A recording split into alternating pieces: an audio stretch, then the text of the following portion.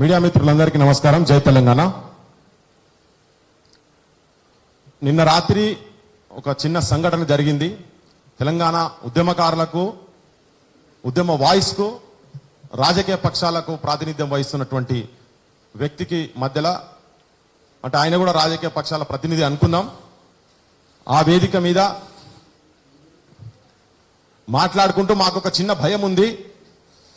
ఆంధ్రాలో కనుక చంద్రబాబు నాయుడు వస్తే మళ్ళా తెలంగాణనేమన్నా ఇక్కడున్న ప్రస్తుత ముఖ్యమంత్రి అక్కడి నుంచి వచ్చింది కాబట్టి మళ్ళీ ఏమన్నా కలుపుతారే ఉన్న భయం ఉంది మాకు అని చెప్పే తరుణంలో ఎంతసేపు ఉద్యమాలు అంటే ఉద్యమాలతో కాకుండా రాజకీయ నాయకులతోనే తెలంగాణ వచ్చింది అనేది ఒక మెసేజ్ ఇచ్చేటటువంటి సిచ్యువేషన్స్ అక్కడ ఉన్న తరుణంలో అసలు ఏ ఆకాంక్షలతోనైతే తెలంగాణ వచ్చిందో, తెలంగాణ తీసుకొచ్చుకున్నామో ఆ ఆకాంక్షలు నెరవేరలేదు.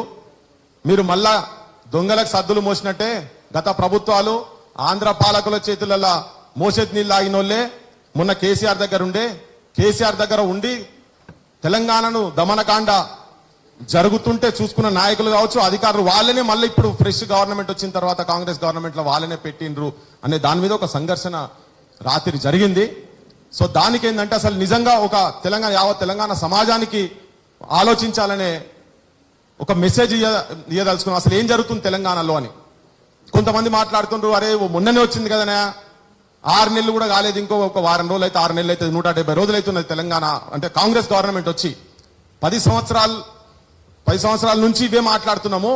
వాళ్ళకందరికీ చెప్పదలుచుకున్నాం ఏంటంటే ఇయ్యాల కాదు, ఇది రవణ కాష్టం లెక్క 69 కాడికెళ్ళి కలపొద్దన్నప్పటి నుంచి మొదలు పెడితే 52 idli sambar go back, non ముల్కి గో బ్యాక్ కాడికెళ్ళి మళ్ళా కలపొద్దన్నప్పుడు అమరులు అయిన రోజు విద్యార్థులు చనిపోయినరు. 69 ఉద్యమంలో రక్షణ ఉద్యమంతో స్టార్ట్ అయినప్పుడు అప్పుడు మళ్ళా 369 మంది చనిపోయినరు.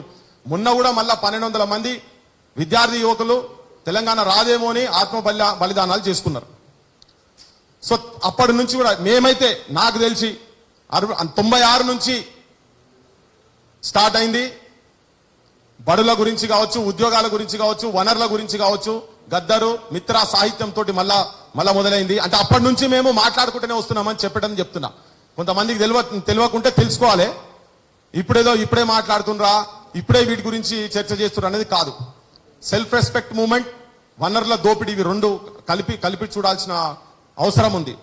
సో తెలంగాణ వచ్చిన తర్వాత ఇక్కడ బతుకులు బాగుపడతాయా?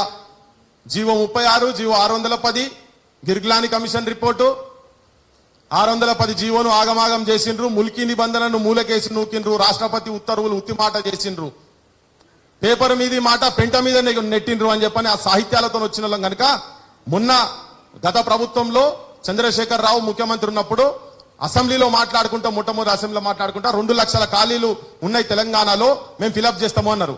ఇప్పుడు మేము మొన్న ఈ గవర్నమెంట్ వచ్చినాక మళ్ళీ చూస్తా 2 లక్షల వాళ్ళు ఫిలప్ చేసింది ఏదో కొన్ని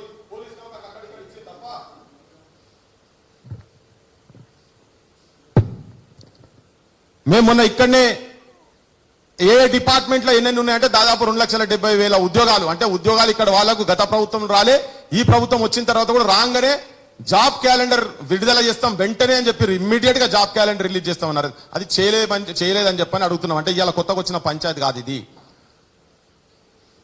అన్నిటికన్నా ముఖ్యంగా ఇప్పుడు రేపు జరగబోయేటువంటి 2వ తారీఖు జరగబోయేటువంటిదైతే అంగరంగ వైభవంగా గతమెన్నడు జరగని విధంగా 10 సంవత్సరాలలో తెలంగాణ వచ్చిన తర్వాత కూడా ఉత్సవాలు జరగనంత అద్భుతంగా సెలబ్రేషన్ చేసుకుంటందుకు తయారు చేస్తున్నాము. దానికి సోనియా గాంధీ గారిని కూడా ఇక్కడ ఇన్వైట్ చేస్తున్నాం అని చెప్పే తరుణంలో మాకున్నటువంటి కొన్ని ప్రశ్నలు, మాకున్నటువంటి కొన్ని ఆబ్జెక్షన్స్ ప్రజల ముందు ఉంచేందుకు తెలంగాణ వాదుల మీద తెలంగాణే సర్వం అని చెప్పని రోడ్ల మీదకి వచ్చి బయటకు వచ్చి అంత సకల జనులందరూ ఒక్కటొచ్చి బయటకు వచ్చిన పాత్రికేయులు కావచ్చు, అడ్వకేట్లు కావచ్చు, డాక్టర్లు కావచ్చు, విద్యార్థులు కావచ్చు, యువకులు కావచ్చు, రైతులు కావచ్చు, అన్ని రంగాలకి వెళ్ళి కుల సంఘాలు కావచ్చు, అందరు బయటకు ఏదో వచ్చిండ్రో ఇలా ఒక ప్రొజెక్షన్ ఏం జరుగుతుందంటే ఓన్లీ రాజకీయ నాయకులతోటే వచ్చింది అనేది ఒక ప్రొజెక్షన్ జరుగుతున్న తెలంగాణ. కానీ అట్లా కాదు, దీని వెనుక చాలా పెద్ద స్ట్రగుల్ ఉన్నది. చాలా మంది బలిదానాలు అయినరు, హత్యలు జరిగినాయి, ఆత్మహత్యలు జరిగినాయి. హత్యలు ఎట్లా అంటే తెలంగాణ అన్నోళ్ళని తీసుకుపోయి లోపల వారేసిండ్రు, జైలు జీవితాలు గడిపినరు. బెల్లి లలితనైతే లొల్లి బుట్టే, ఊరువాడ లొల్లి బుట్టే, పట్నాముల్లో లొల్లి బుట్టే అని లొల్లి పెట్టుకుంటా తిరుగుతుంటా, ఛాతికిట్ట కొట్టుకుంటా, బీడీల సమస్యలు కావచ్చు, డిఫరెంట్ రైతుల సమస్యలు కావచ్చు చెప్పుకుంటూ తిరిగేటామెను 17 ముక్కలు నరికిండ్రు. గద్దర్ అన్న మీద కూడా తెలంగాణలో బడులే లేవు, ఉన్న బడులకు భవంతు లేదు, వానకాలము ఎండకాలము వారం రోజులు సెలవు దినాలే, చెట్ల కింద మా పోరగాళ్ళురా నీడ తిరిగినట్టు తిరుగుతుంటారు, పోరలు వస్తే పంతులు రాడు, పంతులు వస్తే పోరలు రారు, పోరలు పంతులు ఇద్దరు వస్తే రాయనికి మా సారు గారికి చాకి పీసు లేదో దగాపడ్డ నా తెలంగాణము గుండె సప్పుడినుడో వినిపించిన ఆ గుండెను ఆర్పేయాలనే ప్రయత్నం చంద్రబాబు నాయుడు తూటాలతో చూపిస్తే ఎన్నుపూసల బుల్లెట్ పెట్టుకొని కూడా పాదయాత్రలు చేసి జనాన్ని చైతన్యవంతులు చేసుకుంటూ ఆఖరి వరకు కొట్లాడిన వ్యక్తులు అటువంటి త్యాగాలు కూడా ఈ గడ్డ మీద ఇక్కడ ఉన్నాయి. సో నిజంగా ఇప్పుడు మరి ఈ త్యాగాలకు సంబంధించినటువంటి అన్ని అంశాలు కావచ్చు నెరవేరినయా, ఒక బిగినింగ్ అన్న జరిగిందా అనేది ఒకసారి ఆత్మవిమర్శ చేసుకునే ఆలోచన చేయాలని చెప్పి మేము మొన్న ఒక 2 రోజుల కింద అంటే గత ప్రభుత్వంలో ఉన్నటువంటి ముఖ్యమంత్రి కావచ్చు, ఆయన ఫస్ట్ అసెంబ్లీలో మాట్లాడుకుంటూ ఒక మాట చెప్పిండు, త్యాగాల పునాదుల మీదే తెలంగాణ వచ్చింది, ఈ భూమి మీద అత్యంత గొప్పదైన త్యాగం ఏంటంటే ఆత్మార్పణం అనేది 1200 మంది పిల్లలు ఒక్కొక్కరు ఒక్కొక్క తీరులో చనిపోయినరు. ఆ 1200 మందికి జీవో 80 ప్రకారంగా ఆ కుటుంబాలకు ఒక ఉద్యోగం ఇస్తాము, వాళ్ళకు 10 లక్షలు ఇస్తాము, వాళ్ళ కుటుంబ బాధ్యత మొత్తం తెలంగాణ ప్రజలది, తెలంగాణ ప్రభుత్వం అనేది మాది, అన్ని కింది ఎంతవరకు చదువుతా అంతవరకు చదివిస్తాము, బయట దేశాలలో కూడా పంపిస్తామని చెప్పిండ్రు. వాళ్ళకు వైద్య సదుపాయాలు కూడా చేస్తాం, ఉద్యమకారులను కూడా ఆదుకుంటామని చెప్పి గత ప్రభుత్వం చెప్పింది.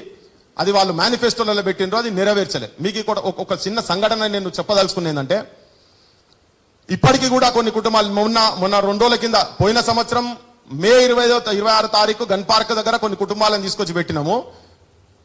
వాళ్ళు ఉత్సవాలు చేసే టైంలో కొన్ని కుటుంబాలు ఇంకా కన్నీటి బాధలలో ఉన్నాయి, వాళ్ళని ఇంకా ఆ కుటుంబాలను కూడా ఆదుకోలేదు మీరు అని చెప్పినాం. చాలా మంది ఇప్పుడు అనుకుంటున్నారు ఏంటంటే ఈ ప్రభుత్వం వచ్చిన తర్వాత మళ్ళా చేసినాం, మొన్న గత ప్రభుత్వంలో చేసినాం మళ్ళీ ఇప్పుడు చేసినాం అంటే చాలా మంది ఏమనుకున్నారంటే ఇప్పుడే వచ్చిందని 5 నెలలు కూడా కాలే, ఇప్పుడే ఎందుకు మాట్లాడుతున్నారని. నేను ఒక చిన్న సంఘటన మీకు తెలంగాణ ప్రజలకు కూడా తెలియాల్సిన అవసరం ఉన్నది, తెలుగులో కూడా తెలుసుకోవాలి. 2014లో తెలంగాణ రాష్ట్రం ఆవిర్భావం జరిగిన తర్వాత కాంగ్రెస్ హైకమాండ్, ఇప్పుడున్నటువంటి పాలకులు కాంగ్రెస్ హైకమాండ్ ఏం చేసిందంటే మేము అమరుల కుటుంబాలకు ఏమో చేయదలుచుకున్నాం, మేము అడ్రస్ చేయదలుచుకున్నాము, మేము ఒక మీటింగ్ పెట్టదలుచుకున్నాము అని అన్నారు. జస్ట్ నేను ఒక రీక్యాప్ చేయదలుచుకున్నా, దీనికన్నా ఒక కంపారిజన్ ఎందుకు మేము వద్దంటున్నాం అనే దాని విషయంలో వద్దనదలుచుకున్నాం, అది చెప్తాం. అది ఫస్ట్ రోజు వరకు గవర్నమెంట్ రెస్పాన్స్ ని మేము చేయదలుచుకున్నాం.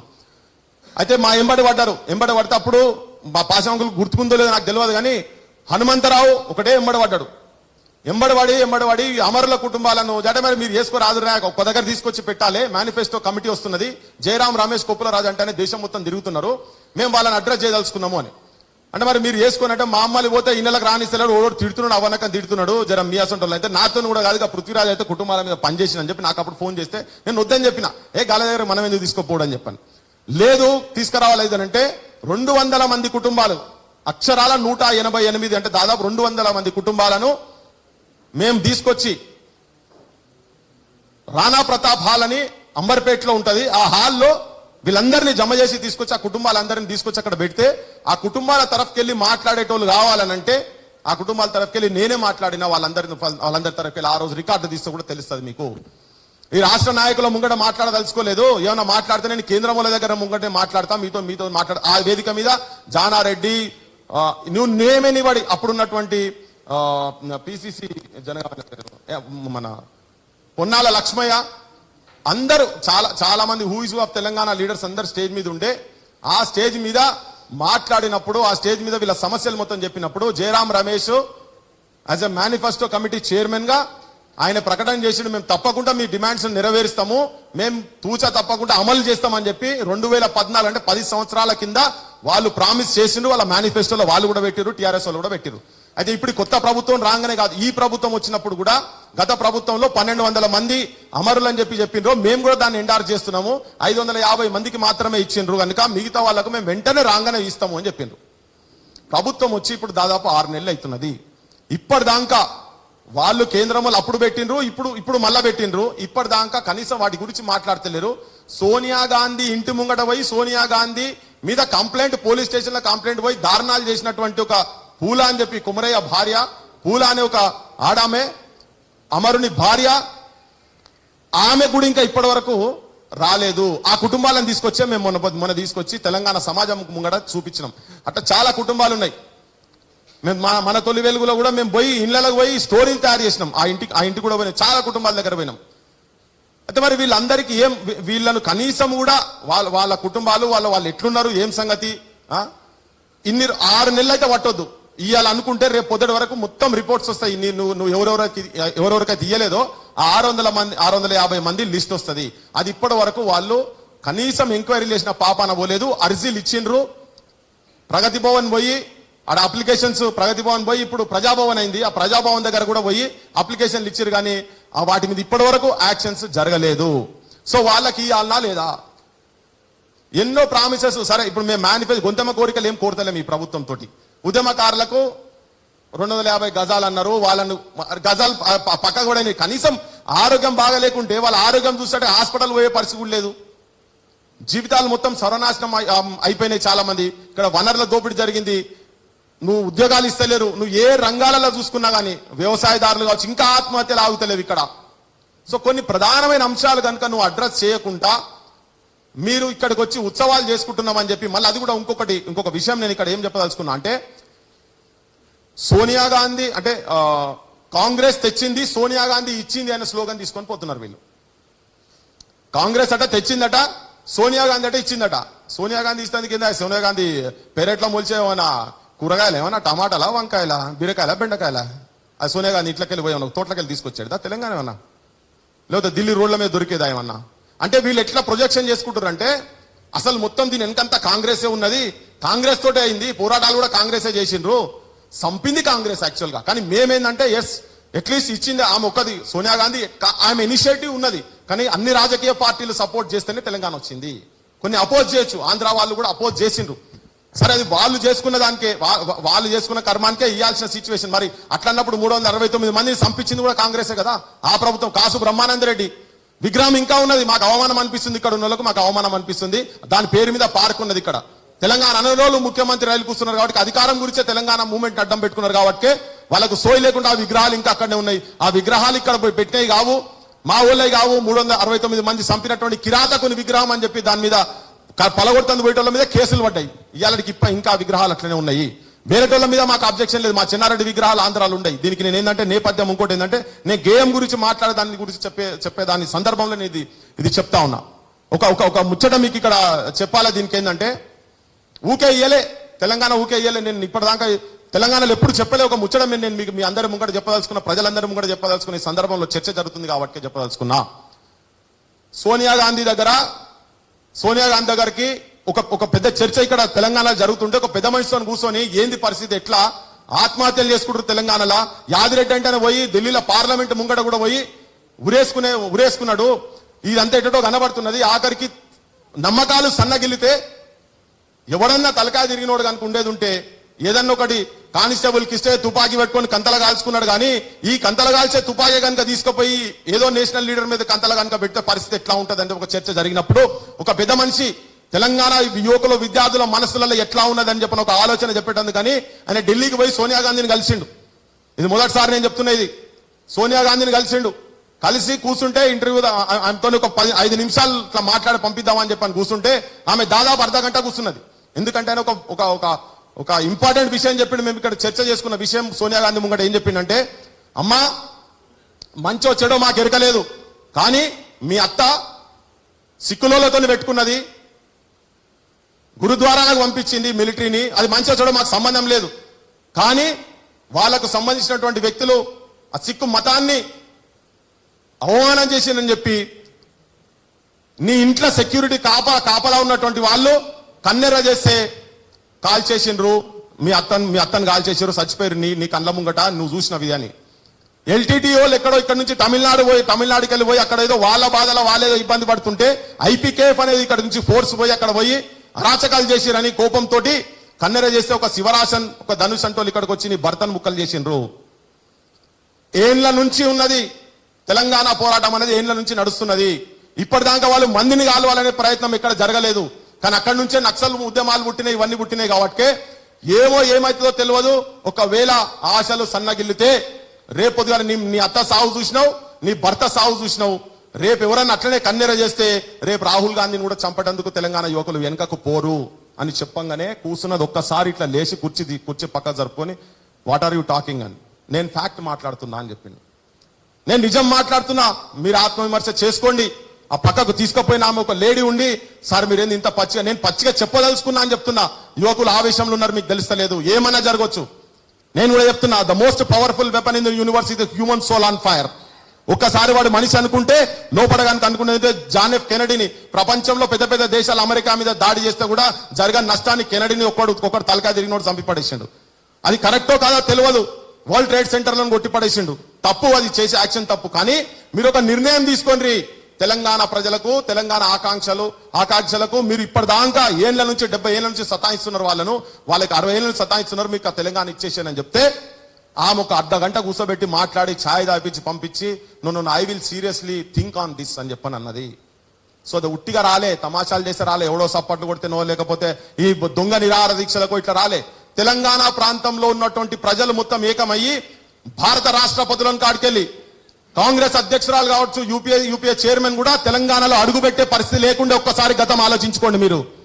ఆ సందర్భంలో అనివార్యమైన పరిస్థితులలో రాజకీయ పరమైన ఒత్తిడి కావచ్చు, వ్యక్తిగత భయాలు కావచ్చు, తెలంగాణ వచ్చింది తప్ప మేమే తెచ్చినాము, మేమే తెచ్చింది మేమే, ఇచ్చింది మేమే అనే పిచ్చి మాటలు మాట్లాడి ఆ పిచ్చి స్లోగన్లు పెట్టి ఖాయం చేసుకోకండి మీరు దయచేసి అని చెప్పదలుచుకున్నాం. మేము ఇక్కడ మా బాధ ఏంటంటే 5 నెలలు అయిపోయింది మీరు వచ్చి కూడా. ఉద్యమకారులను, ఉద్యమాలు చేసినటువంటి వాళ్ళను, కుటుంబాలను అవమానం చేస్తే ఊకునే పరిస్థితి లేదు. కుటుంబాలు అట్లీస్ట్ ఆ కుటుంబాలకు సంబంధించిన వాళ్ళను నెక్స్ట్ 3 days లో పిలుచుకొని మీరు ఎవరెవరికి రావాలో వాళ్ళకు అందరి దగ్గర పోలీస్ కంప్లైంట్లు ఉన్నాయి, FIR రిపోర్ట్లు ఉన్నాయి, అన్ని ఉన్నాయి. గత ప్రభుత్వం కావాలని పెండింగ్ లో పెట్టి ఇప్పుడు ఏమైపోతుంది అంటే ఎక్కడైనా నాతోనో పాసినరాజు సార్ తోటి ఫోటో ఉన్నది అనుకో, మనకి ఇయ్యలే. చచ్చిపోయిన ఇళ్లలో వాళ్ళు కరెక్ట్ దాని గురించి చచ్చిపోయినా లేదా చూడరు భయ్. మేము ఎవరు చచ్చిపోతే వాళ్ళ ఇళ్లలో పోయి మోసినాం. ముదాకర్, శోభన్, పౌల్రాజ్ బుల్లెట్లు కలిగిపోతే 3 నెలలు నిమ్స్ హాస్పిటల్ ఉంటే దాని మీద బిల్లులు 8 లక్షల బిల్లు అయితే మా సంతకాలతో పెట్టినాం. ఒక్క నా కొడుకు రాలే, హరీష్ అంటోనికి ఫోన్లు చేస్తే కూడా రాలే, ఆ పిల్లలు ఫోన్ చేస్తే కూడా రాలే. సో త్యాగాల పునాదుల మీద, పోరాటాల పునాదుల మీద, ఆకాంక్షల పునాదుల మీద తెలంగాణ వచ్చింది. కానీ ఏ రాజకీయ నాయకుడు నిన్నలు ఎవరు చావలే. రెచ్చగొట్టిండ్రు, జనాన్ని చంపిండ్రు. కానీ జనానికి తెలంగాణ కావాలనే ఒక ఏకైక ఆకాంక్ష ఉండే ఆ బాధ లోపట ఉండి నిన్న మాట్లాడే క్రమంలో వాళ్ళేదో రాజకీయ నాయకులతోనే తెలంగాణ వచ్చిందనే ఒక అభిప్రాయాన్ని చిత్రీకరిస్తున్న క్రమంలో అది కాదు, రాజకీయ నాయకులతో తెలంగాణ రాలేదు, తెలంగాణ వచ్చింది పోరాటాలతో వచ్చిందనే చాలా స్పష్టంగా చెప్పినాం. అమరుల కుటుంబాలతో పాటు మీరు కమిటీ వేస్తున్నారు. ఇప్పుడు ఎవరెవరిని ఇన్వైట్ చేయాలి, మేము ఏమేం చేయాలి, ఏం సంగతి ఏందని దానికంటే కోదండరామ్ గారిని ఏదో అధ్యక్షతను ఇన్ఛార్జ్ పెట్టి, కోదండరామ్ మొన్నటిదాకా కేసీఆర్ సంఘాలు కూర్చున్నాడే, ఆయనకి ఏం తెలుస్తుంది భయ్, నాకు అర్థం కాదు. పొద్దుగా లేసే ప్రొఫెసర్ గిరి నౌకరీ జీతం తీసుకున్నాడు, ఏదో జేసీ చైర్మన్ అంటే తిరిగి, దాని తర్వాత కూడా ఆయన అందులోనే ఉన్నాడు కదా. కానీ బయట తిరిగినటువంటి పోరాటాలు చేసిన చాలా మంది ఉన్నారు. సో దానికి వాళ్ళటువంటి వాళ్ళు కాదు.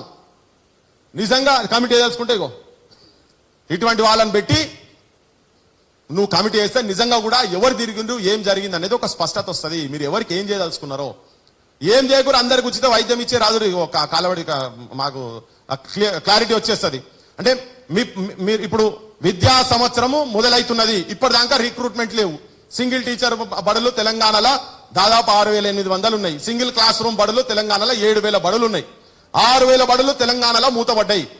వీళ్ళు ఆపోజిషన్ లో ఉన్నప్పుడు, ఇప్పుడున్నటువంటి ముఖ్యమంత్రి ఆపోజిషన్ లో ఉన్నప్పుడు ఆయన ఏం చెప్పిండు, మేము రాగానే విద్యా వ్యవస్థను సెట్ చేస్తాం, రిక్రూట్మెంట్లు చేస్తాం, మూసిన బడులను ప్రతి ఒక్కదాన్ని తెరుస్తామని.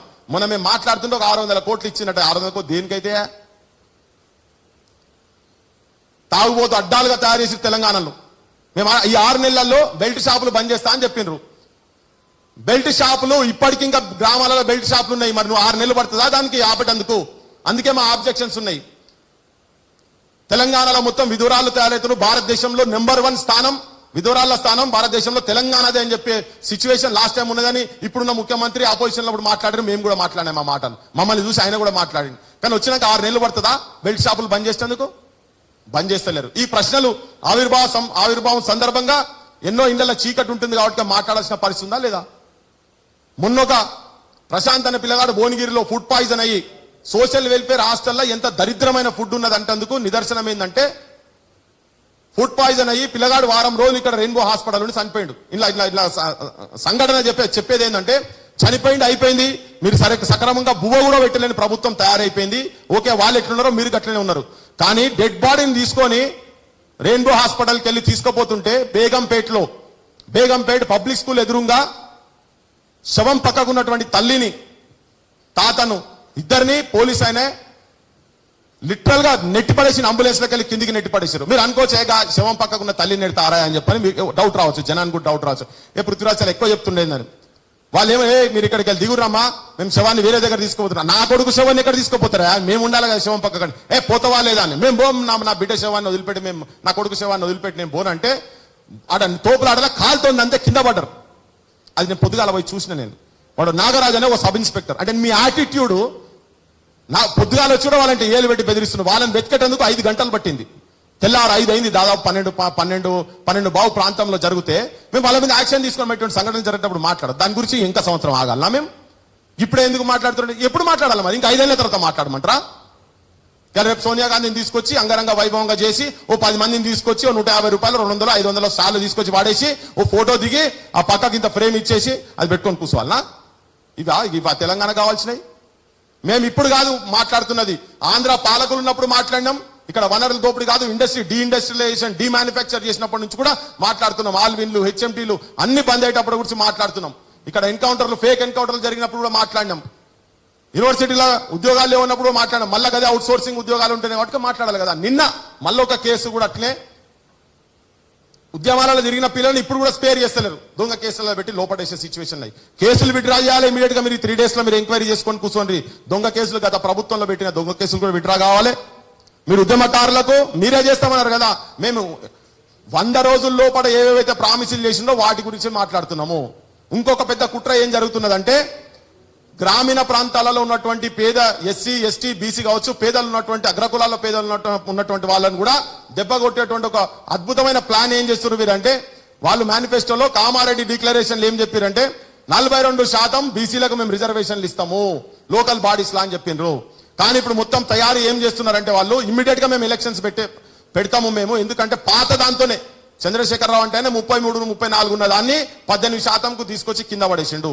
సమగ్ర కులగణన జరగనంత సేపు ఈ తెలంగాణలో ఒకవేళ గ్రామ panchayat elections, local body elections కనుక జరిగితే దాదాపు 50,000 మంది తెలంగాణలో కింది లెవెల్ సర్పంచ్లు, వార్డు మెంబర్స్, ఎంపీటీసీలు, జెడ్పీటీసీలు, జిల్లా పరిషత్ చైర్మన్లు కాకుండా పోయేటువంటి ఒక దుర్మార్గమైన ఆలోచన జరుగుతున్నది తెలంగాణలో. దీన్ని ప్రశ్నించాలి, దీన్ని చెప్పాల్సిన అవసరం కూడా ఉన్నది. కాబట్టినే నాయకత్వాన్ని అట్లీస్ట్ పొలిటికల్ జస్టిస్ కూడా చేస్తలేరు, రాజకీయ పరమైన న్యాయం కూడా చేస్తలేరు. సోషల్ జస్టిస్ దూరం, ఎడ్యుకేషనల్ జస్టిస్ దూరం, ఎకనామికల్ జస్టిస్ కూడా డిఫరెన్సెస్ ఉన్నాయి. 1% చేతులల్లా 40% వెళ్తున్నది, టాప్ 1% చేతులల్లా, బాటం 50% చేతులల్లా కేవలం 3% వెళ్తున్నది. అంటే ఎంత గ్యాప్ ఉన్నది? రాజ్యాంగ పరంగా ఇది యాక్సెప్ట్ చేసేది కాదు. ఇది తెలంగాణలో ఇంకెక్కువ ఉన్నది. అదే పోకడలు వీళ్ళు పోతున్నారు. కాబట్టి ఇవన్నీ సమాజానికి తెలియజెప్పాలనే ఉద్దేశంతో ఇంకొకటి ఏంటంటే, ఎట్టి పరిస్థితుల్లో సంపూర్ణ కులగణన జరగకుండా ఎలక్షన్స్ కనుక ఏదైతే రాహుల్ గాంధీ నువ్వు నేషనల్ లెవెల్ పోయి కులగణన ఏంది బీసీలకు అన్యాయం జరుగుతున్నది, 95% ప్రైమ్ మినిస్టర్ ఆఫీస్ లో వాళ్ళే ఉన్నారని, ఇక్కడ వాళ్ళు కూడా ఉదయపూర్ డిక్లరేషన్ ప్రకారంగా వాళ్ళు కూడా 2 సీట్లు వాళ్ళు ఇయ్యలే. 23, 24 వీళ్ళు బీసీలకు 23 సీట్ల కాంగ్రెస్ ఇచ్చింది, 24 సీట్లు బీఆర్ఎస్ ఇచ్చింది. అది కూడా ఓల్డ్ సీట్లలో ఇచ్చిండ్రు. ఇంకా బీజేపీ 36 సీట్లు ఇచ్చింది మొన్నైతే. అంటే నువ్వు ఫస్ట్ నుంచి ఈవెన్ బీసీలకు సంబంధించిన రిజర్వేషన్ సంబంధించిన ప్రతి నివేదికను కాంగ్రెస్ చెత్తబుట్టలేసింది. చెప్పదలుచుకున్నాం మేము, ఒకవేళ మీరు గనక కులగణన జరపకుండా గనక ఎలక్షన్లు గనక జరిపితే కింది కులాలందరికీ నష్టం జరుగుతుంది, అగ్ర కులాల్లో ఉన్నటువంటి పేదలకు నష్టం జరుగుతుంది. కాబట్టి రాహుల్ గాంధీ సామాజిక న్యాయ ద్రోహి అని పోస్టర్లు వేసి ఎంటైర్ తెలంగాణలో అడ్డు పెడతాం, గుర్తుపెట్టుకోండి. కాంగ్రెస్ నాయకులకు, కాంగ్రెస్ ముఖ్యమంత్రికి హెచ్చరిస్తున్నాం మేము. మిమ్మల్ని ఇక నమ్మే పరిస్థితి లేదు. మీరు చేస్తేనే నమ్ముతాం, లేకపోతే నమ్మే పరిస్థితి లేదు. మీరు ఒకవేళ కులగణన జరగకుండా ఎవరి వాటా వాళ్ళకు రాకుండా కనుక మీరు చేస్తే మిమ్మల్ని తరోగా తెలంగాణ మొత్తం ఎక్స్పోజ్ చేస్తాము. అందుకని మీరు అయ్యే వరకు ఆ ఎలక్షన్స్ కూడా పెట్టద్దని చెప్పదలుచున్నాం. ఇవన్నీ జనం ముంగడ మేము తీసుకుపోవాలనే ఆలోచన ఉన్నది.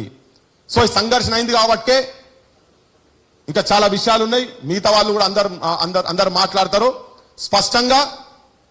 ఇవి మీరు వచ్చే 2-3 రోజుల లోపల కనుక అట్లీస్ట్ మీ చేతులున్నాయి, మేము గొంతమ్మ కోరికలు అడుగుతలేం. 3 లక్షల కోట్ల బడ్జెట్ ఉన్న దగ్గర ఒక 600 కుటుంబాలకు మీరు ఉద్యోగాలు ఇయ్యలేరా? మీరు చెప్పినటువంటి, మీరు మేనిఫెస్టోలో పెట్టినటువంటి అంశాలను మీరు ఇయ్యలేరా?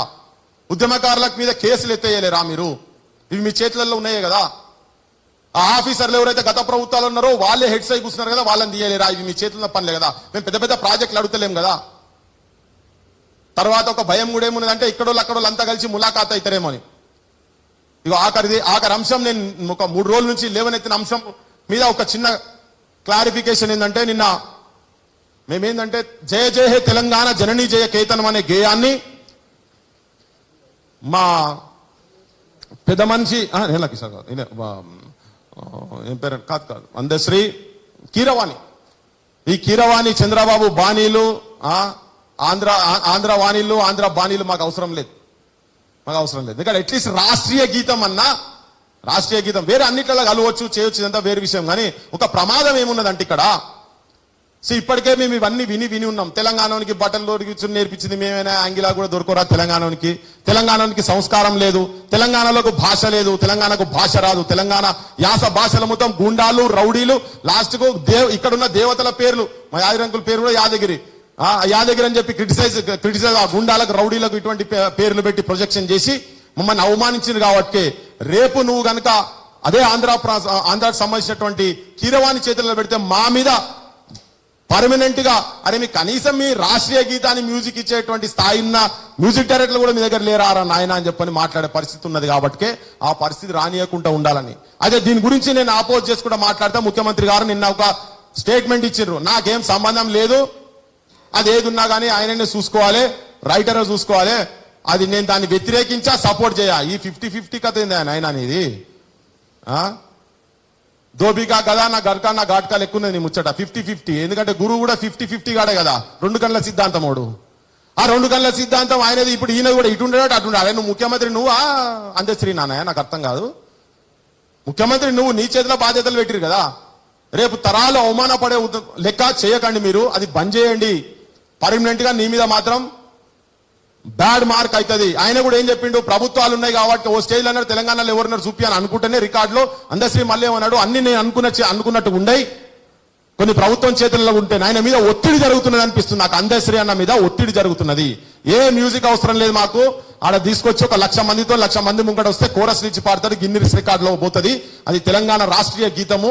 ఆంధ్ర ప్రాంతానికి సంబంధించిన, మాకు ఆంధ్ర ప్రాంతంలో మ్యూజిక్ డైరెక్టర్ల మీద కోపం లేదు, ఏం లేదు. ఎవరు కూడా ఎందుకు మాట్లాడతారంటే, ఇప్పటికీ కూడా తెలంగాణ వచ్చి 10 సంవత్సరాల తర్వాత కూడా ఇంకా సినిమా ఇండస్ట్రీ, మ్యూజిక్ ఇండస్ట్రీ అంతా కూడా వాళ్ళ చేతుల్లోనే ఉన్నది. బలగం సినిమా ఊరూరులో చూసి ఎవరు చేసిండు, దానికి బలగంకు మ్యూజిక్ డైరెక్షన్ ఎవరు చేసిండు, ఇక్కడ ఎవరు చేసిండు, నటులు ఎవరు ఇక్కడ ఉన్నారు, పల్లెలా పెద్ద పెద్ద స్క్రీన్లు పెట్టి వేసుకున్నారు. మా వందే మాతరం శ్రీనివాసు ప్రభుత్వాన్ని కూలగొట్టినటువంటి అద్భుతమైన సాహిత్యం ఇచ్చినటువంటి పాటలు, రాజశేఖర్ రెడ్డి దగ్గర కూర్చొని షెప్రాజ్ గిరి చేసిన వాళ్ళు, చంద్రబాబు దగ్గర బూట్లు మోసిన వాళ్ళు అధికారంలోకి వస్తే గిట్లే ఉంటుంది. వాళ్ళకు తెలంగాణ సోయి ఉండదు, తెలంగాణ సంస్కృతి సాంప్రదాయాలు వీటి మీద వాళ్ళకు సోయి ఉండదు. ఎందుకంటే వాళ్ళు అలవాటు పడి ఉన్నారు కాబట్టి. మీరు తెచ్చిన బిడ్డ కాదు, మీరు అన్న బిడ్డ కాదు అది. తెలంగాణ ఉద్యమకారులు మా బోటలో కన్న బిడ్డ తెలంగాణ, ఏ రాజకీయ నాయకుడు కన్న బిడ్డ కాదు అది. అందుకని మీకు దాని మీద ప్రేమ ఉండదని చెప్పదలుచుకున్నాం. దాని వెంటనే ఆ గేయాన్ని కూడా ఆపాలే. నువ్వు తప్పించుకునే ప్రయత్నం చేయకు ముఖ్యమంత్రి గారు, తప్పించుకునే ప్రయత్నం చేయకు. నువ్వు నీ మీద పడతాం, నీ భరతం పడతాం. ఈ అంశంల మీద మాత్రం నువ్వు దీని మీద వెంటనే యాక్షన్స్ కనుక తీసుకోకపోతే నాకేం తెలియదు అంటే మాత్రం నడవదు. నీ మీదనే వస్తుంది ఇది మొత్తము. పర్మనెంట్ తెలంగాణ ఇన్సల్ట్ కు గురి కాబోతున్నది కాబట్టి నీకు హెచ్చరిస్తున్నాం, నీకు రిక్వెస్ట్ కూడా చేస్తున్నాం, నువ్వు ఎట్లైనా తీసుకో దీన్ని. తెలంగాణ సోయికి రా. నీ పక్కకున్న వాళ్ళందరూ తెలంగాణ సోయి ఉన్నోళ్ళు ఎవరు కనబడతలేరు అంతా.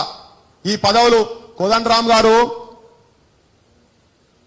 అమరుల కుటుంబాలకు న్యాయం జరగనంత మటుకు తెలంగాణ ఉద్యమకారులకి ఈ ప్రభుత్వం ఏదైతే రాగానే 3 నెలల లోపల అందరికి ఉద్యమకారులను ఐడెంటిఫై చేసి అందరికి వాళ్ళకి ఏవో మీరు ప్రామిసెస్ ఏవో చేసినా రానంత మటుకు తెలంగాణలో ఒక్క నిరుద్యోగం 2,70,000 ఉద్యోగాలు అయితే ప్రకటించారో అవన్నీ వచ్చేంత మటుకు నువ్వు గనక ఎమ్మెల్సీ పదవి గనక తీసుకున్నావంటే మాత్రం నీ భరతం కూడా పడతాం, బరాబర్ పడతాం. ఎవ్వరికి ఆగేది లేదు. హమ్ నా నోట్ కా గులామే, నా ఓట్ కా గులామే. మా తెలంగాణ వాక్కు బరాబర్ మాట్లాడతాం, బరాబర్ ఈ కోదండ రామ్ తో పాటు ఉద్యమాలు తెలంగాణ అని చెప్పని అక్కడిక్కడ మీరు అందరు నాయన మీరు ప్రొఫెసర్లు అయి లక్షల జీతాలు తీసుకొని ఇప్పుడు పెన్షన్లు తీసుకొని మీరు మళ్ళా మీకు కాటి కాల్ చాపే టైంలో మీకు పదవులు కావాలి నానే. తెలంగాణలో బొచ్చడు మంది నిరుద్యోగులు 4,000 రూపాయలు నిరుద్యోగ వృత్తి ఇస్తాన్నారు, ఇయ్యలేదు. దాని సంగతి ఏందో చెప్పండి. దీని లోపల మహిళలకు 2,500 రూపాయలు ఇస్తా అన్నారు, దాని సంగతి ఏందో చెప్పండి. సరే రుణమాఫీ ఏదో చేస్తా అంటుండే ఆగస్ట్ 15 రోజు చూద్దాం దాని సంగతి. కానీ ఇవైతే చేయొచ్చు కదా. ఇక్కడ బువ్వ కూడా పెట్టలేరు కనీసం. ఆర్టీసీ క్రాస్ రోడ్స్ లా అన్నమో రామచంద్ర అని ఆ సగం కడుపులతో ఆకలి కడుపులతో చదువుకుంటారు గ్రూప్ ఎగ్జామ్స్ కు, గ్రూప్ 1 గ్రూప్ 2 ఇవన్నీ చిన్న చిన్న ఉద్యోగాలకు. గివి కూడా చేయలేరా మీరు? గవ్వే అడుగుతున్నాం మేము ఇవన్నీ. ఈ సందర్భం అట్లా వచ్చింది, నిన్న ఫ్రిక్షన్ వచ్చింది కాబట్టి ఉద్యమాలతోటి త్యాగాల పునాదుల మీద తెలంగాణ వచ్చింది. కానీ రాజకీయ నాయకులు ఆ పునాదుల మీద శవాల మీద ప్యాలాలు ఏరుకుంటున్నట్టు పదవులు అనుభవిస్తున్నారు. కానీ కుటుంబాలకు తెలంగాణ సంబంధించినటువంటి బాధలు గాథలు మీరు పట్టించుకుంటలేరు. పట్టించుకోవడం సోయి తెప్పిస్తందుకే ఒక 3 రోజులు మేము టైం ఇవ్వదలుచుకున్నాం. ఆశామకులు కూడా చెప్తారు వాటి గురించి. 3 రోజులే టైం ఇవ్వదలుచుకున్నాం. దాని లోపల మీరు అట్లీస్ట్ కుటుంబాలన్నా వీళ్ళ మళ్ళొకసారి విజ్ఞప్తి, అది చేయకపోతే మాత్రం మేము ఏం చేయగలుగుతామని మీరు అనుకుంటున్నామో. చంద్రబాబు కూడా అట్నే అనుకున్నాడు. గాలతో ఏమైతుంది, గిల్లతో ఏమైతుంది, అదంతా పిచ్చోళ్ళు అంటే పిచ్చోళ్ళ సంఘాలు పెట్టే తిరిగినాం. ఆ పిచ్చోళ్ళం ఇంకా బతికే ఉన్నాం, వదిలిపెట్టేది లేదు. మేము పడతాం. జై తెలంగాణ. ఇప్పుడు యాదగిరి గారు, పాశం యాదగిరి గారు మాట్లాడాల్సింది.